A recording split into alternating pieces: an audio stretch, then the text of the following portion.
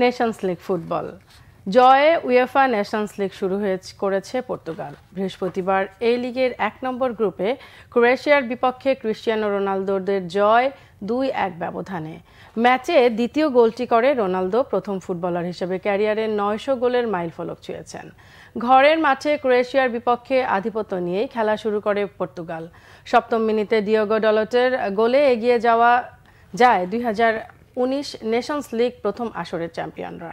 Bruno ফের্নান্দেসের pass ধরে Manchester United defender সামনে এগিয়ে গোলরক্ষকের পায়ের ফাঁক দিয়ে বল জালে পাঠান। ইউরোতে ৫ ম্যাচে গোল করতে ব্যর্থ রোনালদো ৩৪ মিনিটে ব্যবধান বাড়ান। নুনো মেন্দেসের ক্রসের গতি বুঝে কোয়াড ডিফেন্ডারের নজর এড়িয়ে ডান পায়ে ট্যাপ করে গোল আদায় ৩৯ বছরের পর্তুগিজ ফুটবল মহাতারকার। বর্ণিল ক্যারিয়ারে এটি তার ৯০০তম গোল। প্রথম ফুটবলার হিসেবে মাইল ফলকটি স্পর্শ করলেন রোনালদো। গত জুনে দুই দলের আগের খেলায় ২-১-এ জয় পাওয়া ক্রোয়েশিয়া বিরতির ৪ মিনিট আগে ব্যবধান কমায়।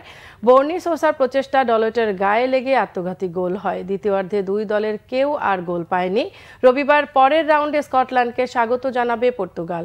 ক্রোয়েশিয়া খেলবে পোল্যান্ডের বিপক্ষে। পোল্যান্ড এদিন ৩-২ গোলে স্কটল্যান্ডকে জানিয়েছে।